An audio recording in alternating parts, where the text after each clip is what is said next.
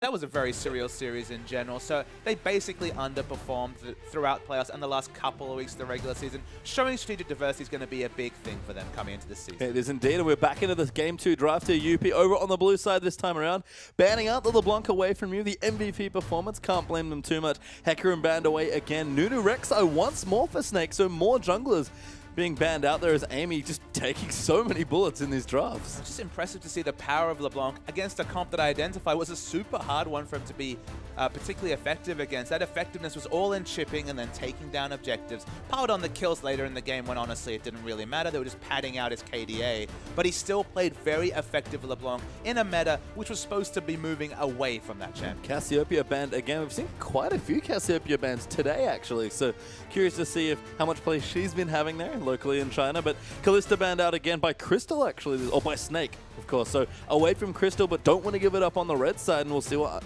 Unlimited Potential want to take away here. So the big factor with the Cassiopeia bans, you'll remember, there's actually been a lot of Azir bans coming through. And it's one of those situations where Azir versus Cassio is really the only skill matchup between those two champions.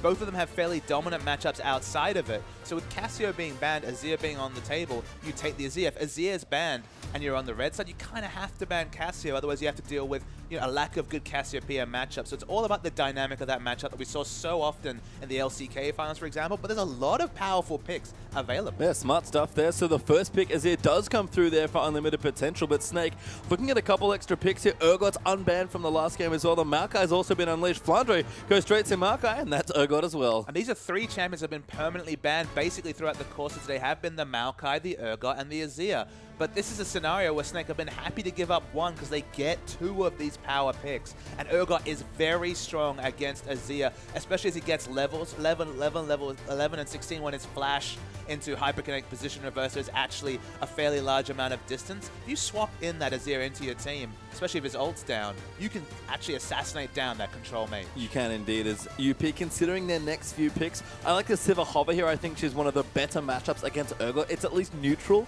as far as I'm concerned, but Gragas Sivir, perfectly good picks here. I mean, Alistair Sivir actually was the common lane matchup that we saw. A bit of sustain coming through from the Alistair, kill potential, depending on how things go. We might see Alistair stolen away by Ella in this particular game, but Sivir, as you mentioned, she can negate either the hyperkinetic position reversal, the R if you're really on point, but normally it's just, you negate the Noxian and corrosive charge and just ensure that no lock-on comes for the burst. Yeah, Sivir is, I think, surprisingly tanky just because of how much resilience she has in the kit. She's squishy if you get onto her, but a well-timed spell shield dodges so much damage that Sivir does play sometimes like Urgot as far as tankiness go, but Nidalee picked up there. You have to think that's for Beast, and Alistar is going to be the pickup for Ella. Nidalee jungle being locked in by Beast before, even though we've had Cacao, Spirit, and even Amy in this game, Beast being the first jungle Nidalee would be a super surprise. I mean, he did play it quite a bit in the later stages of the season, but you're right, it's not Spirit, it's not Cacao. Even Dandy probably had more well-regarded Nidalee games in the end of the split.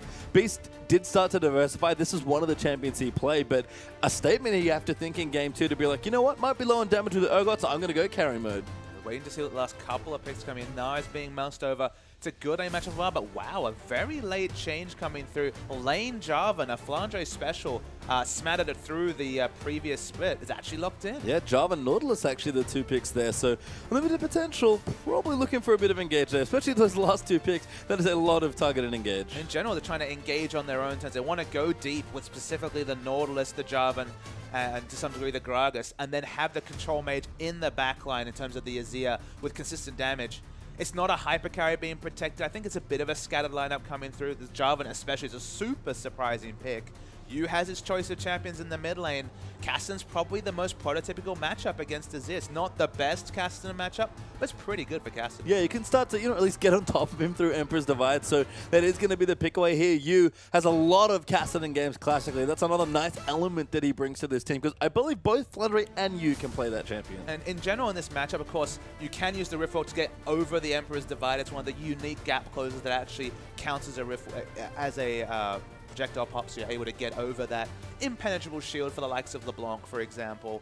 And in general, you throw out the Q, you get a couple of points into the Null Sphere, You're always going to take guaranteed trade damage from the Sand Soldiers, but it's predictable. You know, you have to be in range of it. And of course, you just throw it out, and then you just take those exit trades as you move back. It's actually fairly safe and good matchup for Cassidy. And a curious comp here for Snake, I have to say. We talk about UP, bit scattered there in the draft, and I do have to agree there, but very mobile, very guerrilla tactics almost. Lots of hit and run coming through for this comp. But actually, we'll look through the lineups here, starting on the top side. Long on the Jarvan there versus Flandre's Maokai. I think this will evolve into two champions with fairly low item timings in terms of being relevant. The likes of the Righteous Glory into maybe a Tiamat kind of Jarvan. Just start fighting. They're both going to be looking for fighting because they're not really about piling on the CS. Mid lane matchup's pretty good for you, but as we go through this draft, remember, they've got a Maokai, they've got a mid lane cast, and they've got an Urgot. Wave clear was good for them last game. It's kind of gone now. Yeah, you can see the last two supports as well. Big tanky ones as well with some good engage tools between the Nautilus and the Alistar. But yeah, Snake's lineup is very tanky, and if they play their team fights right, they'll just run circles around unlimited potential. But that's the difference. We saw a game where they needed to rotate to win. Now they have a game where they need to team fight to win, because left to their own device, it's going to be a role reversal. You feel like the wave clear advantage and the pushing is squarely in the advantage of unlimited potential. I mean, and we'll see if they can translate that. They had a couple struggles there in the first game, but potentially looking very strong here in the second one. And that's the thing. If they can win from rotations and then just go back to that team fight style and style up on UP, that's already a big thing to throw down in the first series of the season for Snake. It is, and we'll see what has to happen here as Snake. They're going to get straight into their second game against Unlimited Potential.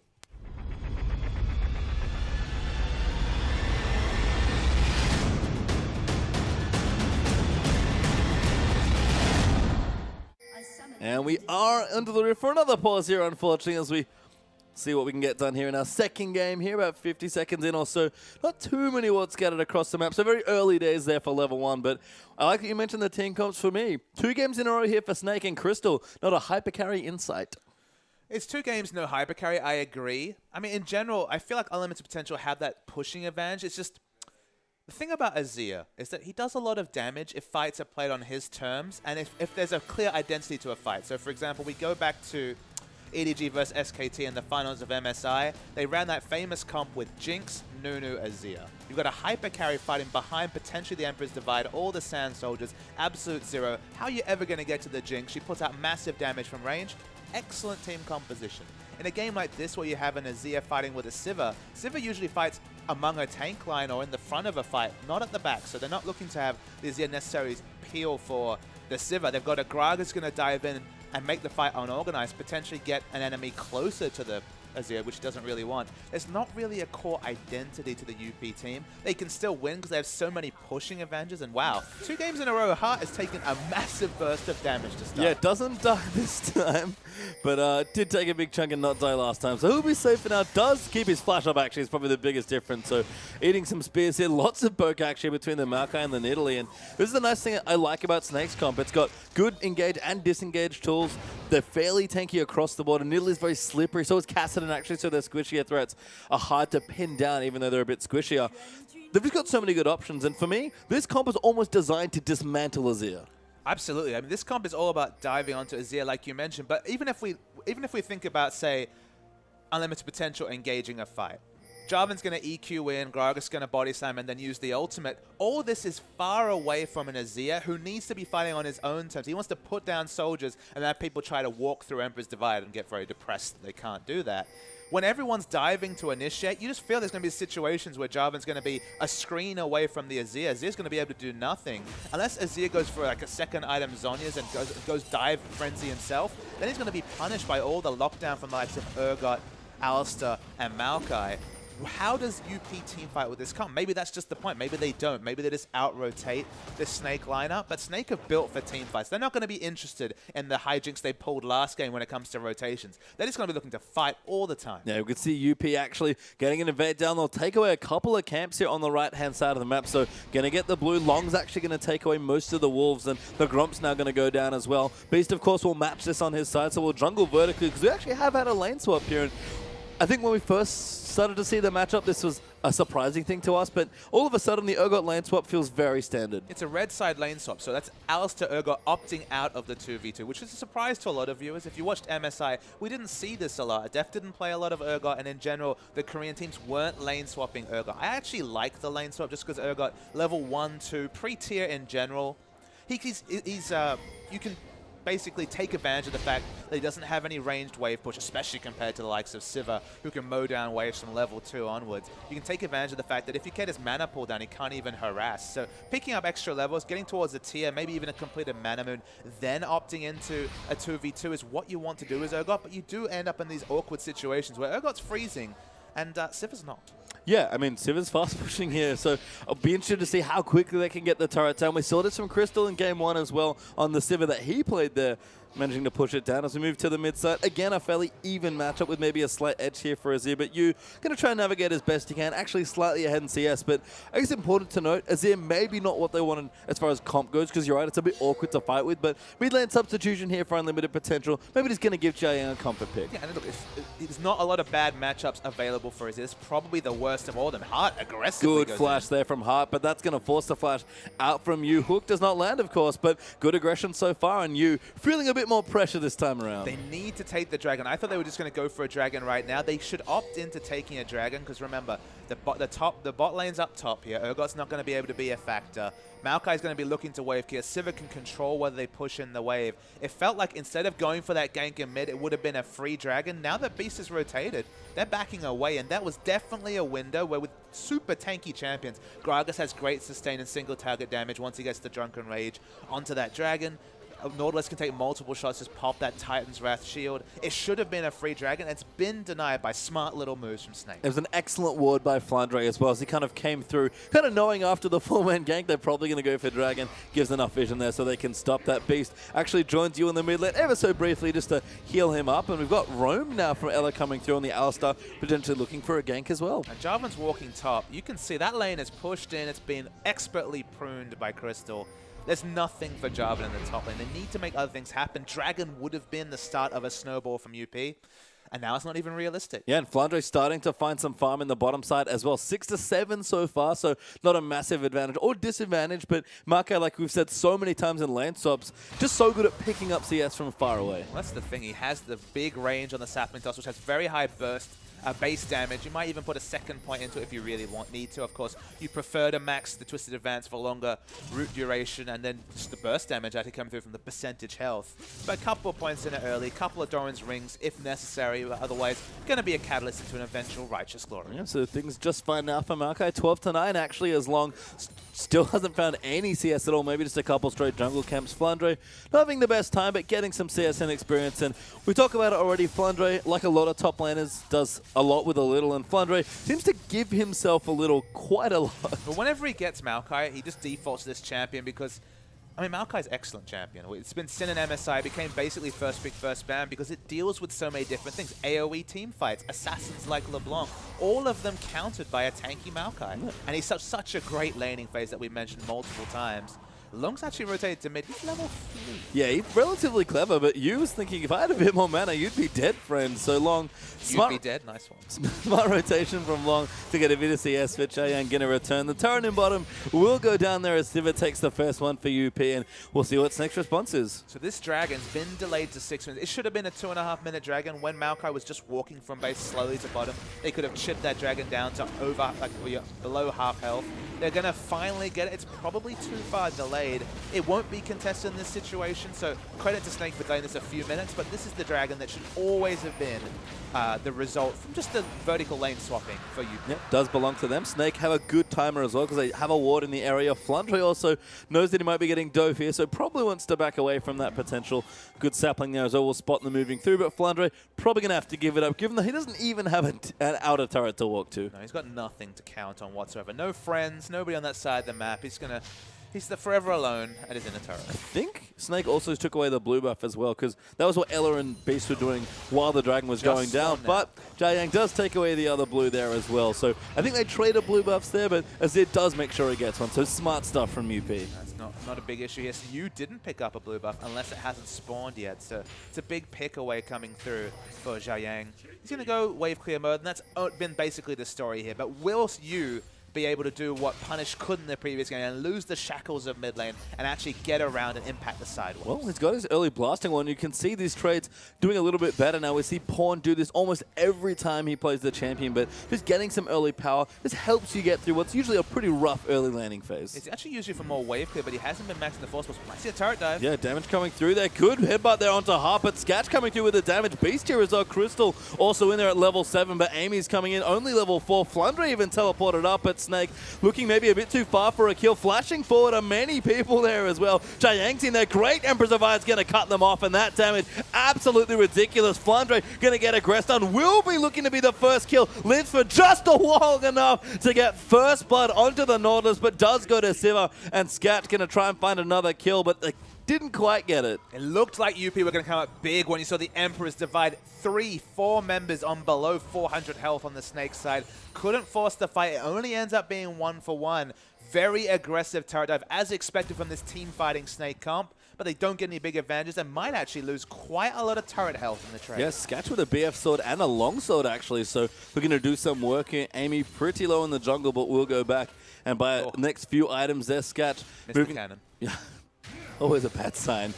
Sketch is actually going to go back, so no turret's going to go down, but the early advantage does go to unlimited potential. Feel great empathy whenever someone misses the cannon, under no pressure. No, it's it's just sad. Nobody wants to miss a cannon. It's kind of like missing a tip as if it was just sitting there in the lane. Sweat so much gold.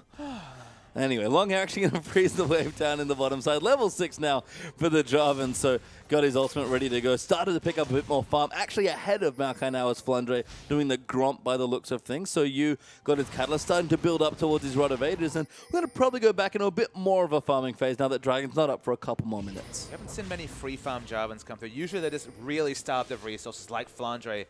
We alluded to in the previous games. It looks like he's working towards the Tiamat first. We've seen some Jarvans just go straight Hydra, full damage. I believe Koro played a game where he just stacked Brutalizers after he got his rushed Hydra, and they won the game. It didn't seem like the most serious effort coming through from either Koro or ADG, so always interested to see where you go with this build, because if you go too far into damage, you do a lot of bursts and then you explode. Yeah, you explode quickly as well as Beast. Also level 6, not that impactful on the Italy, but hasn't been able to get the pressure we expect. Amy, good CS, keeping up nicely with what's a very fast clearing jungler. You, though, going to dive in, gets ulted away, but Amy's here as well. That's going to force the flash, and you, good aggression, but a nicely timed counter gank. Yeah, it was just, I mean, the Azir mechanics in general have been excellent, Xiao Yang. We already talked about the team fight where he split the team and got a lot of trade damage in with the Emperor's Divide as Azir, and then just nice mechanics coming through again. Still has his flash available, so relatively safe.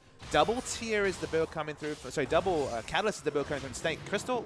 He's dead, yeah. Sketch picks him up there, Heart with a gank, and that's too far forward there for Crystal. He didn't have any support with Ella, just hiding in a bush. These new champions, well, the Sivir looked good. They got a bit shaky. Yep, maybe hasn't quite mastered the Urgot yet, as Crystal's UP going to push down a turret now as well. Snake, this is where it all starts to go wrong. They start falling behind in the early game, and as good as your late game team fighting might be if you're too far behind, kind of like we saw in the last game, there's just not a whole lot left you can do. And you go back to the double Catalyst tier builds, you know, stacking is definitely the order of business. Despite the fact they have a team fighting team, they're opting into these stacking items. That's the difference between the likes of, say, the Cassian and the Jarvan, is that Jarvan's going for immediate power. That burst damage will be massive in the early phase when you finish the Tiamat. And just opt into as many objectives as possible early, and just hope for the fact that when the 10-stack Rod of Ages, when the Muramana are completed, this game might actually have already snowballed away from Snake. Yeah, Beast looking for Magus as well, so also going to get some more damage in. Snake, I guess the other thing they can look to do is siege under turrets quite nicely. They can dive well, and of course, Nidalee, always good in the situations. But setting up small skirmishes, not that easy here, and Snake have not found them yet, especially with Azir always threatening as well. So one portion of sieging they can do, they can chuck spears, they can do a little bit of long-range turret. They got turret damage.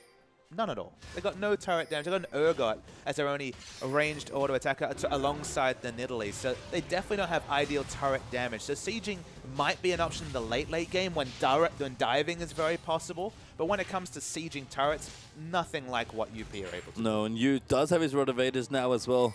I mean, if that's the case, Beast just needs to find a way to get some pressure down because he's been out-jungled in early pressure by Amy's Gragas here. And Nidalee, normally a jungle you instantly associate with early pressure. But not really being able to go for a C2 because if he built tier, we'd be talking about 4 champions with either tier or catalyst. So it kind of felt pressure to rush the Magus. Still might opt into a later tier, but of course will stack much slower. Snake are looking for fights. This is what they've picked for. Yeah, good slow there coming through. The Nosfield will break that spell shield. Going to keep chasing through as well as Scat. Can't really get away from this with Maokai and the Kassadin chasing in as well. Going to look to pop the ulti and see if she can get away, but Scat actually does manage to escape somehow. Yeah, I mean, the extra movement speed seemed to be enough. No other cooldowns actually used, not even flash available for Scat. So a bit surreal that went through, but second dragon is spawned. UP picked up the first one. Yeah, good bit of pressure there from Snake, able to at least get them off the dragon. I agree, I'm very surprised to learn that Siva's alive, but Mana Pool not quite there yet for you, I guess, Flandre. Maybe missing some cooldowns. Snake will at least get their first dragon of the game and keep control of that objective and prevent it from snowballing away, but you still down on the bottom side trying to get tricky, but Heart, he's ready to go with his ultimate. But Heart, I know you have to feel like UP just let themselves down with the lack of warding around that dragon. So much power from the Jarvan with Brutalizer into those double AD purchases. But teleport available, but no wards to teleport on whatsoever. You can see the ultimate is going to come through. Amy's here as well. You already used his Riftwalk there. Can't really do anything else. Now Gragas coming in. Riftwalk does land in. Dodges the barrel there. Very nice stuff from you, but already dead to Scatchu. Gets the blue buff as well. They get the kill onto the person they want. Sivir, of course, uses blue buff very, very well to pick up farm. Didn't even have to call the Jarvan as well. Okay, it's only a kill for Dragon in the grand scheme of things, so not a big win. And Crystal's found Lung is doing a lot of damage. Yeah, that slow coming through from the Terra Capacitor, also massive. So Crystal starting to power up. He's got actually the components of a Phage moving in, so that's the other aspect of Urgot that I guess we didn't get to see at MSI. 5.8 Black Cleaver coming in. Urgot also a beneficiary. Exactly. Going to be a big Black Cleaver user. Just going to be able to get those lock-ons and pile on. If he ever gets an auto, just going to help what's going to be usually about 3 or 4 Qs that you get in through a standard Noxian Corrosive Charge rotation. So Armor Shred is going to be up plenty. So a supportive role, a bit awkwardly for him. No other physical damage on the team. Yeah, I mean, he's kind of plugging out all of the damage and will do quite a bit more than Urgots of old because they just don't build as tanky, but still more of a bruiser AD carry, a very weird anti-carry champion as well. Not the same hyper carries that Crystal's used to, that's for sure, as UP rotating aggressively to the top side, no tower. They're looking for kills now. The surprising thing from Urgot is that with 20% CDR, unless you have literally no CDR from runes and masteries or any other items you pick up, I mean, how do you fit in a Frozen Heart as well? That's the big question. It's usually been Frozen Heart that's been the big pickup for an Urgot. It looks like that might push him over the cap. I guess I'm not privy to what runes he's using this game, but Frozen Heart against a double AD comp, especially a Jarvan, it feels like Frozen Heart is not an optional choice here for Crystal, but the CDR cap's going to be an interesting proposition. We'll have to see what he does go for as Flandre clearing out some minions there as well in the mid side. He's actually down in the bottom, keeping the wave there as long as he can. And this is an adaptation that we saw in the last game that I actually do like from Snake. You much more proactive with his assassins about moving between the side lanes and getting an extra farm, which was not something was afforded of Baka. In fact, it is only possible because Crystal started to give up more farm. Yeah, that's a very good short explanation of what's happened this particular game. You've completed your thought well. And in general, the shackles have come off you in terms of, you compare it to Kassadin last game, Punish never got to leave the mid lane, was getting consistently pushed in. Mid turret still healthy, and Kassadin able to pick up this side lane farm. Things going well for Snake. Looking for a turret maybe as Beast comes down as well, but they'll give it up and just push the wave in instead. There's a dragon down already. Snake, of course, getting there first to equalize as Jarvan piling on the damage. Crystal farming up there as well, and we look down, unlimited potential, couple thousand gold ahead here, about 2,000 gold up, potentially looking to take out a last outer tower or maybe just fight. They have good item timings coming in. And that's why it's awkward that they really slipped up around Dragon. It should be a 2-dragon stack already, given their power levels, given the fact that they were going for immediate power rather than stacking choices. 2 catalysts and 2 tiers being completed by Snake. That's a lot of delayed power coming at the 30-minute mark into this game. So they need to build up as many advantages and ensure that it's trivial that these items are completed compared to just being the cornerstone of teamfight victories for Snake. Yeah, we'll see if UP can take advantage of it. Like we mentioned with their comp earlier, I do like that Snake are getting some pressure down, although you in trouble once again. The Nautilus are going to come in. Does flash this time, get a bit more distance, but the hook will land immediately after the ulti. Still alive somehow as the Ignite's ticking down, but he will die to Scat. Long coming down as well, but Flandre also ported in to save his friend, but you dead in the side lane once again. Excellent damage calculations from UP, and they're rotating around this Cassidy very smartly. They've been able to pick up farm in other lanes. Azir's still free pushing in the mid. They draw out a teleport, and they lose nothing for it. So credit from UP. Both these teams actually using Sivir really well. They are. I mean, don't want what happened last game to happen when LeBlanc just started running away with his lane. Xiaoyang does get the mid turret as well, and Beast cannot apply any extra pressure with no one really in the area other than Ella, who would only add extra CC. So 3 turrets to 0 now, 4 to 1 in kills and equal on Dragons. That spear will go wide as the recall completes, and Dragon up in a minute 30. Unlimited potential looking strong for that next fight. Absolutely. 3 turrets to 0 should not be a surprise when we talked about the fact that Snake have no wave clear whatsoever outside of Maokai having good base values on his spells. They should have very healthy turrets, and they do. That's why you can see the Smite actually used here, the Rangers Trailblazer, just to keep this turret up, because unless they can chip it in the situations like this where they actually get a very rare out-rotation, these turrets should stay up a surprisingly long time for UP. Yeah, and they are as well. You can see there's Bagel there in the turret column there coming in. Dragon up in 55 seconds now there for UP, and Beast is doing decent poke damage. Snake have tools here to try and fight, but yeah. 4-0-0 Sivir, 1,600 gold ahead. The Black Cleaver means probably no Brutalizer, so 40% CDR without runes is very possible with the Frozen Heart. Still probably going to be the pickup coming through.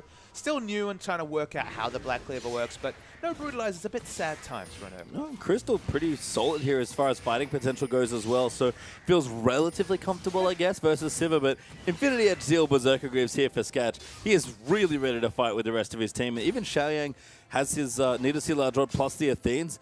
I don't think Snake can afford to contest for this Dragon. I mean, the only person they have to play around is Lung, because he's all damage. So if they can get Ward Supremacy here and then just have the Cataclysm engage, it's going to do 500-600 damage between the EQ and the Cataclysm. But of course, in a longer fight, it's going to need dive buddies. They found you again. They're going in. One more ulti. Heart's going to follow in. Jarvan's in there as well, and you gets CC'd for days as Scat gets his 5th kill of the game. Not very apt in competitive play often, but he was dunked. He was dunked there. I mean, I like the Nautilus pick here specifically. I mean, maybe that's why they want the Jarvan as well. We talked about their last 2 picks being a massive CC train, and they're using it to pick on this Kassadin with great efficiency. And that Zhonya's can't come any faster, but it is quite far away. As Flandre will get a turret trade, but UP already got the tier 2 in the bottom lane. The turret trade should be a misnomer. It should be a kill, turret trade, and a dragon coming through. Don't really see any way for Snake to compete. They had smart vision previously. They actually have 2 aggressive vision is on the enemy red buff. They need vision around the dragon, no such luck, and it's an easy dragon for UP. Yeah, and Xiaoyang able to stay in the mid lane there as well, just doesn't have to leave, keeps farming up Beast. This will be a crucial steal if he can get it, but the rest of the team are coming in there from a limited potential. They want to take it away. Beast trying to get the buff, gonna have to give it up. They used the Smite a little too early, and Azir's even gonna get that as well. And Hart was super smart. You saw what he did, is he hooked onto the buff, then was smart enough to just all walk in front of it to eat the spear if it came through, just to ensure that it stayed up. Azir gets the transfer, and nothing big to show for Snake. Oh, you can see Sivir and Nautilus aggressive in the enemy jungle. Amy's there as well. This looks very similar to our game 1 here, except it's unlimited potential doing it to Snake. Heart will get aggressed on, but it's fairly tanky on the Nautilus. Will take good poke damage, but Flandre and Beast, they can't do enough here, and Flandre might just be dead now. Ulti there for Gragas. Wombo there coming in for Jarvan as well, and Beast gets a heal, pops back out into Cougar form. Sketch wants his 6th kill of the game, doesn't get it though as Amy picks it up. Crystal does get a turret, but Xiaoyang's even pressuring tier 2s. They got half of the mid turret. Sivir's pushing into top. The trades are not looking good whatsoever from Snake. And this is the UP that really was opened up. Their team fight, certainly not there. Their team fight, wonderful from Snake.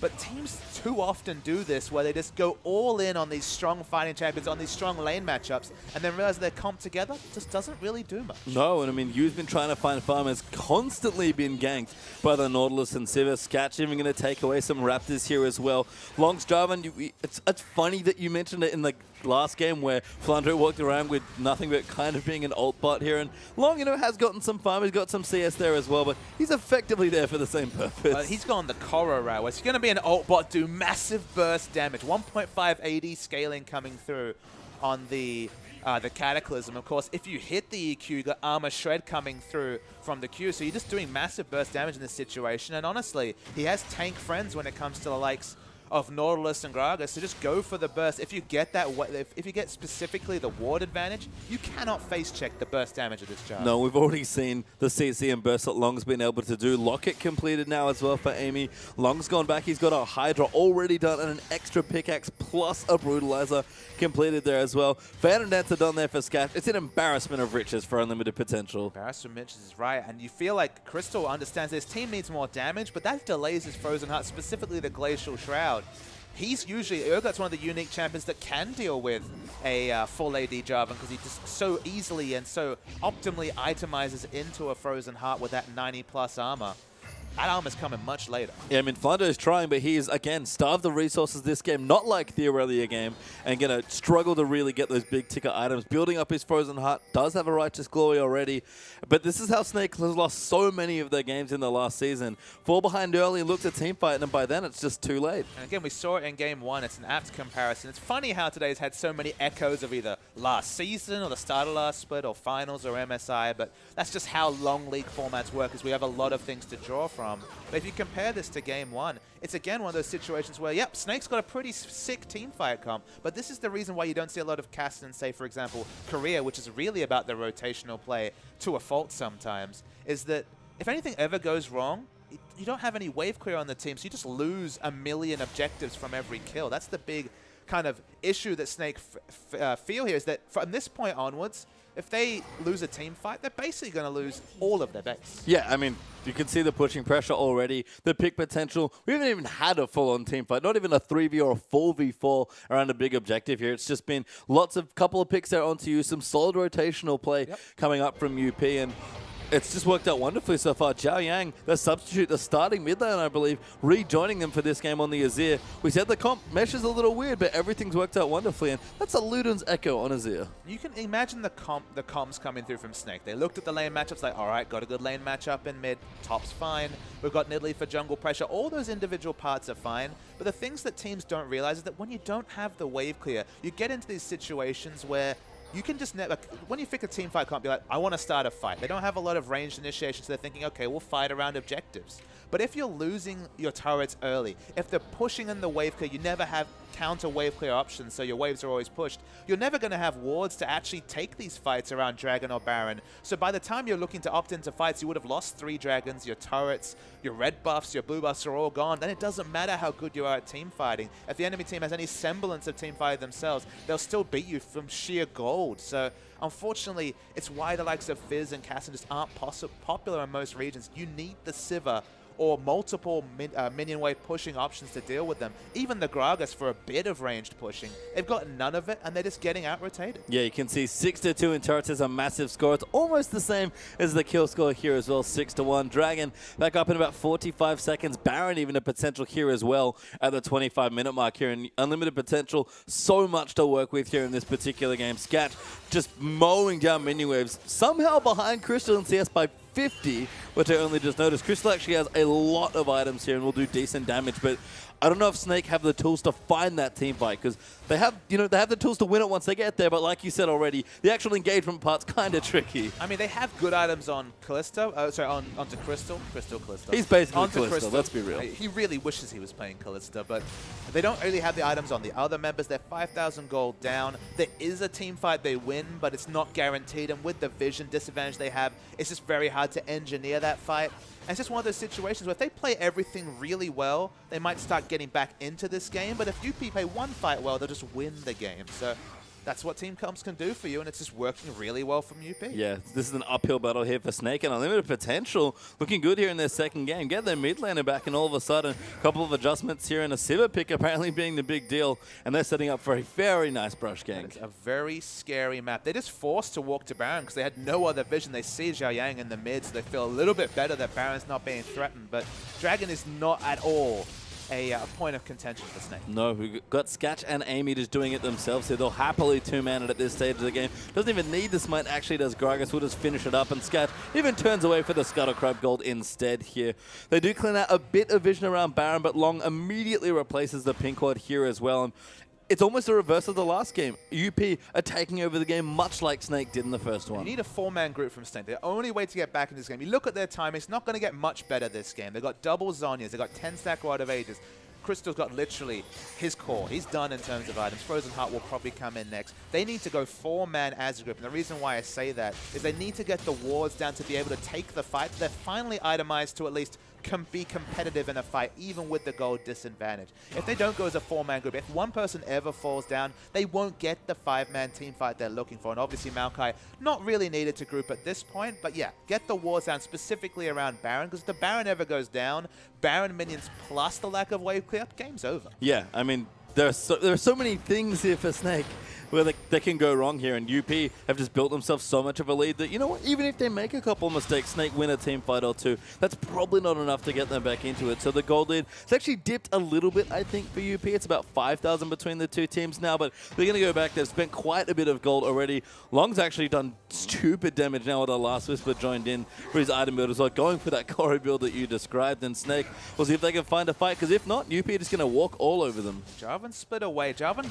kind of wants to group more than Maokai, for example, because he needs a bit of setup. He needs to hit all his spells to justify the massive damage purchase. If he misses one of them, it's going to be a bit like when Cassiopeia drops, for example, the poison, or Draven drops an axe. You need to hit all those spells to justify the full AD job, and that's why he's teleported in already. Yeah, Long's actually using the Sivir ult to ride in as well, but Crystal trying to get away. No such luck. There is 5 members descend upon him. Swaps Long away there, tries to get some extra resist, but it's not nearly enough with all that damage, and Crystal gets picked off. Smart moves by Ela. They're trying to clear out as many pink wards as possible around this Baron, because they understand this Baron, it's going to go down fast. I mean, they might get a turret here, but the Baron has started now. UP going to walk onto it. Snake have to respond here. Flandre does have a teleport. Beast can try and poke them off here, but this will be a very difficult task here to try and contest. And Flandre, he's coming in, but I don't think he can do it. They're going to need good communication. Baron's very Beast low. goes in, he steals the Baron, does go down, but can UP get any more kills? Ela will move Long away there. He has his ulti, is going to use it. Great pulverized flash to disengage as well. And Snake, it needed a miracle, but they just got one. Yeah, miracle steal coming through from Beast. Gets the Baron. Never should have happened. Didn't have wards over that ridge as far as I can tell. Only towards the top side of Baron rather than the bottom side where there were good defensive wards from Snake. Steal away the Baron, and suddenly the lack of wave clear is not as relevant when you got the Baron buff minions pushing in. It does not, but I think unfortunately for Snake, the only thing this buys them apart from a good chunk of gold is time. That's time to farm the Kassadin, time to get a few more items, and maybe then look for the team fight, because even with the Baron up minions, I don't know if they fancy grouping up here. I think they have to group up. That's the thing, is that their only win condition is team fight wins. They've bought enough time to get the items to start to... Maybe they'll be able to pick up CS more safely because, of course, they've got the Baron buff minions. You don't really want to opt into skirmishes even, 2v2. Even if you have a couple of extra items, the Baron buff minions will equalize a lot of those advantages. If they're only looking to fight, if that's their only real way to win, of course, their team fight completely outmatches UP. We already mentioned that UP's team fight is very scattered when it comes to Azir fighting in the back line with everyone else in the front. And Azir mostly going to be able to not affect whatever target, for example, Jarvan EQ Cataclysms onto. Given that reality, teamfight wins are still a possibility from Snake if this 5k gold lead gets smaller or stays the same in 10-15 minutes time. So time, it's the one resource Snake had no control over extending because they had no ability to take Baron or Dragon. They finally bought themselves time to actually just start to get those item timings. Well, they seem to be sticking pretty close together as Ela and Crystal, I believe, are pushing something out. Long actually going to get aggressed on. Good knock-up there, kind of stops Snake, but Crystal flash swap. They're going to try and kill the Jarvan. They need a kill here, and they get it. Flandre going to get all the gold. Yeah, I mean, it's full AD Jarvan. He dies very, very fast. He only goes back and buys more AD with more armor penetration coming through from the Yomu's Ghostblade. Sketch tries to answer with a push, but this is Snake once again not losing any objectives and picking up free gold. Yep, free gold and time is perfect here for Snake. Even trades, they might be okay with it at this stage, but unlimited potential, staying on the aggression. I like this choice. Good setup there for Azir. The ulti gets popped by Sivir. Ela getting aggressed on, but you trying to disengage away, getting chased, I believe, by the Sivir. But you can see the pings. They're on to Sketch. They want the kill, but Flandre, he can't find it. Amy might ult him back in. Emperor's Divide actually saves him, and Ela dives into the backline onto Xiaoyang. He's got the ulti ticking away at Crystal. Now gets ulted in. Nautilus ult in there as well. Still somehow alive, takes out Xiaoyang. Heart now getting aggressed on as Beast chasing away the other carry. Amy gets a kill, but Heart's getting aggressed on now as well. Nidalee somehow kills Sivir and Snake. They've won a team, but they had no business winning. Well, Pastry Time, it was an easy team fight to win. It's 4v5 the whole time. Why are they so far aggressive?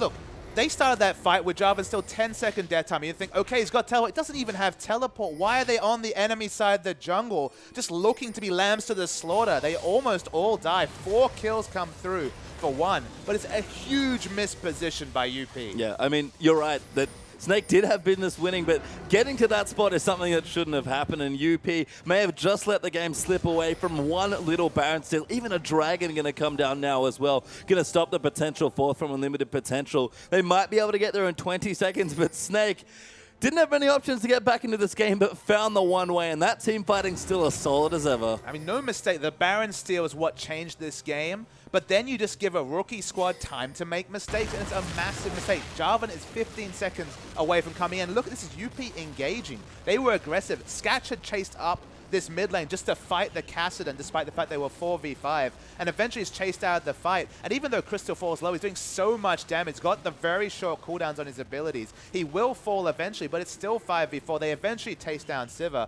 and it's an unorganized fight against a Kassadin who's able to get all these Rift Walks in, consistent CC coming through.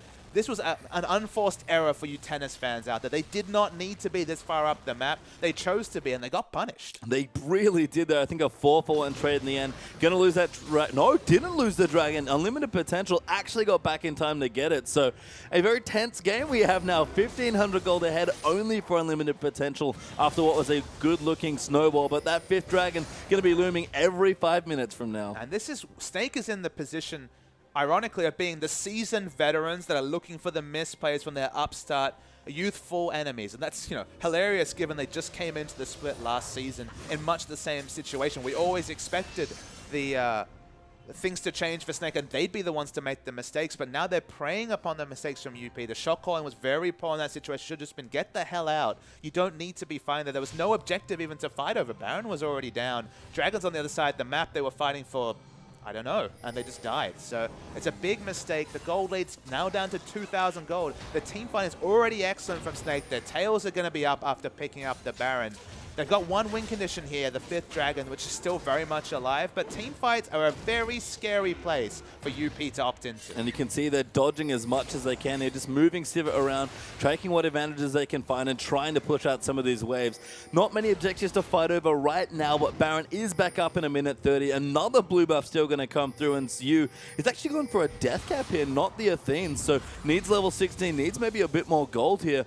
It's an interesting build. It's very burst heavy here from Kassadin. I think I like the burst damage because although Jarvan's gone full damage, realistically you want to take down either Zhayang or Sketch at the start of a fight. One rotation of spell is going to be doing over 50% of the health of any of those people. So go full burst and just rely on... Oh my goodness. Crystal's damage is not messing about. Flandre going to dive in as well. Yu goes around and Crystal gets the kill. Zonya's this pop there. They're going to chase in onto Sketch. Amy gets disengaged from Crystal. Dives in massive there with Flandre. Long's going to try and come around as well, but Sketch is getting completely zoned out of the fight. Beast takes her Amy. Flandre is still running them out. Long's going to die here as well, and that's 3-0 already. Make it 4 as Sketch going to eat a sapling and dies to a Nidalee trap of all things, and Heart getting chased down. Might just get away as he gets slowed there by Kassadin, but Snake 4 clean kills this time, and Beast, he is not stopping there as Heart. Going to keep getting chased down. Some good mechanics there, but the last kill does go to Kassadin. The rookie mistakes will give away what should have been a certain victory for unlimited potential. The game won't end now, but these team fights are only going to continue to go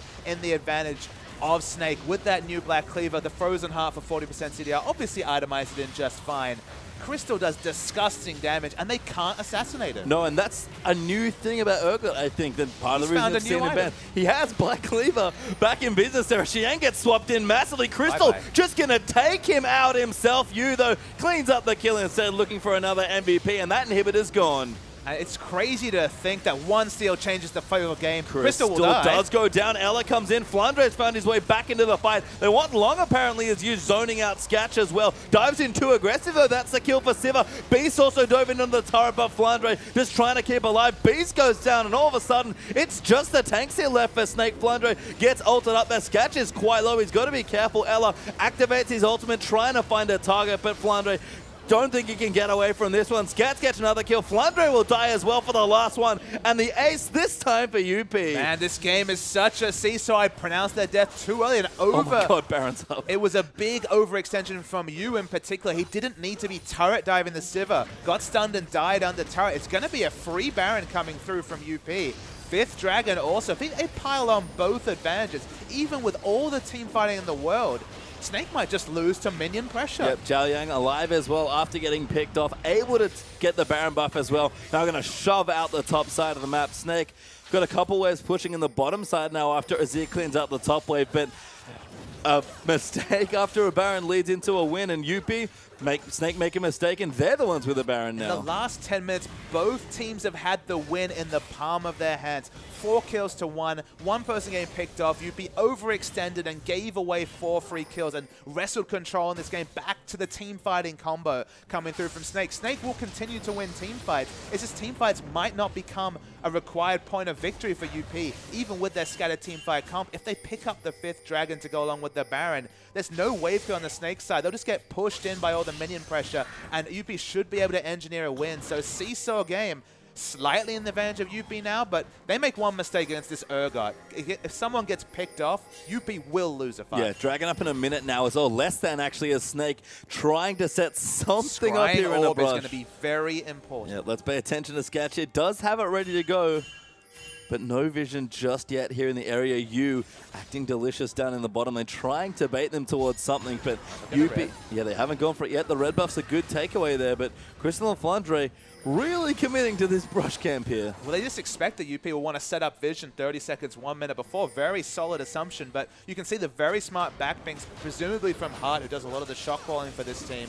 They realize they have no business getting anywhere near this Dragon unless they have a plan, and specifically unless they hit that scrying ult. There's 3 saplings in that brush as well on top of a pink horse. Shaco box style. Yeah, Flandre even trying to assassinate someone. I mean, the response here is good. If you can't see them, push through the lanes. You'll find them eventually. Snake is starting to lose some pressure on these turrets, and they're committed so hard to keeping this Dragon away that they might just lose their base. Good rotation coming through. That's only going to be the 2nd Dragon. No win there whatsoever. I don't understand why they're even doing damage. They're going to lose at minimum 2 inhibitors. They have to take it, though, because they can't give it away to UP. It's a really poor position to be in. It's bad choices either way here. Inhibitor's going to fall on the mid, though. Top side might even fall as well. Flandre's actually gone in, but that's too much damage. He goes down almost instantly as he falls to Scatch. Next inhib's going to fall as well, and Snake have lost almost everything. Yeah, that's 2 inhibitors down. The poke's nice onto Jiang, but from what looked like an unassailable victory point, UP, they've got 2 inhibitors down. I'm not going to say either way, but man,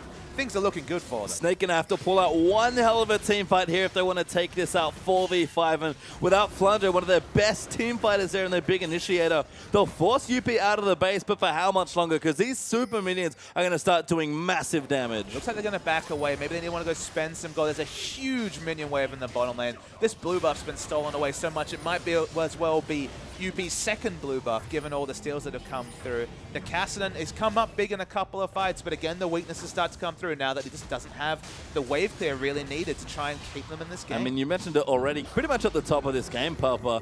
Snake don't really have lots of wave clear, and super minions are fairly good at pushing you in. Exactly. It's almost a 5-man versus PvE action just to stay in this game. And that's the issue, is that team fighting's not wonderful for UP. We already mentioned how scattered they are.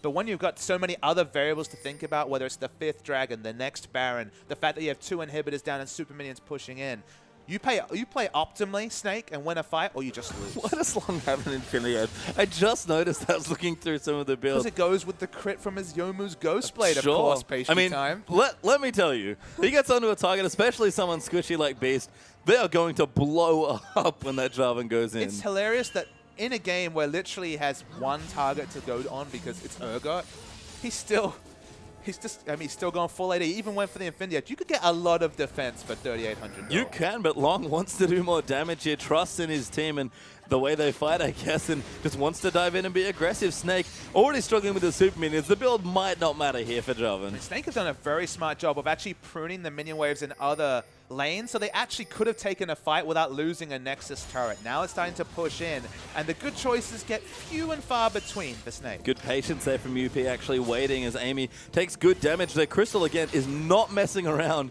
with these Qs. They do so much damage, but they need to set up the right fight, get onto the priority targets here, and right now they're worried about their base just getting crushed by minions. And that's the thing, there should be no right fight. When you have no wave clear, there should be no time where they don't get punished, whatever happens in the next 2 minutes. They have to go very, very soon if they want to fight, and I think giving up this turret might spell the end. Sketch almost eats a Q, actually eats the E. Yeah, Spell Shield's not good. Amy goes in. Crystal actually gets out of the way, but Flynder is going to dive right into the front line there. Yu trying to go into the backside, activates his Zonya. Sketch gets chunked to half health. Yu going to try and go back in. Ella, good defense there, going to run up with the EQ combo though as Flandre moves around. He's taken too low. Crystal somehow kills Long in the front line as Snake maybe look to re-engage, but those minions right onto the Nexus turrets. Right, they're going to try and back away. They take one kill, but this should not be the end of the push coming through from Sivir and the Baron up UP. They want to keep pushing.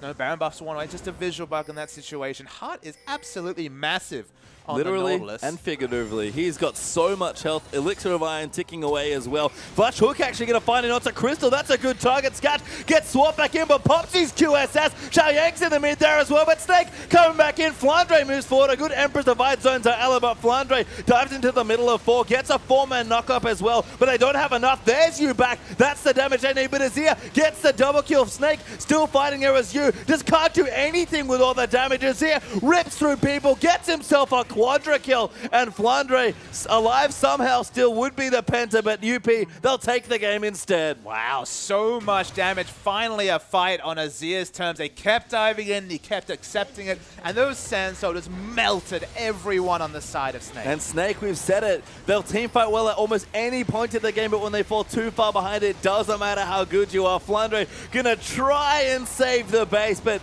I think it's a foregone conclusion. Unlimited Potential will take the second game, and Snake, after a dominating game 1, just kind of fall over and die. UP played so well in game 2. And it was the best of new Snake and the worst of old Snake in one series, Pastry Time. UP steal away a win. Remember, Snake basically had a formality to finish the game. You went too aggressive on his turret dive, died. They lost all that pressure. They gave up a Baron and a 5th Dragon.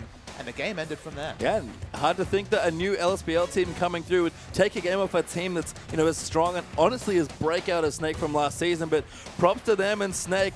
We talk about their problems still surfacing there. I think after the last split, this is a very fitting way for them to start. And look, the unique thing that we can say about Unlimited Potential compared to Snake, we talked about all the similarities. Big difference. You've got Heart on this team, 28 years old, played at the highest level, gone to Worlds, won OGN finals, played in 2 OGN finals. The shot calling to not go in and get greedy around that 5th Dragon was what won them that game. When they realized they didn't have any vision, any way to get onto that 5th Dragon, they sent Jarvan to the top, they pinged onto that inhibitor turret in the mid lane, took 2 inhibitors for free, basically. I mean, Snake had to, as you mentioned, pick up that the dragon buff. Otherwise, they would have just backed away after picking up a turret and picked up the 5th dragon as well. That was veteran shot calling, and that's what won them the game. I mean, yeah, shot calling kind of messed up both teams at different points in the game, you have to think, but it was UP that actually got there in the end. Absolutely, and it's just smart play. Good aggressive shot calling. They made the one big mistake taking that fight 4v5, but the other turnaround, the smart rotation to take those 2 inhibitors, good play. Yeah, and after a crazy game, we actually have a replay from that last team fight, I believe. So, as we said, it was pretty insane. No replay, unfortunately. Sorry, missed that one up there. But we're going to go to a quick break, and when we return, our 3rd match of the evening will be here.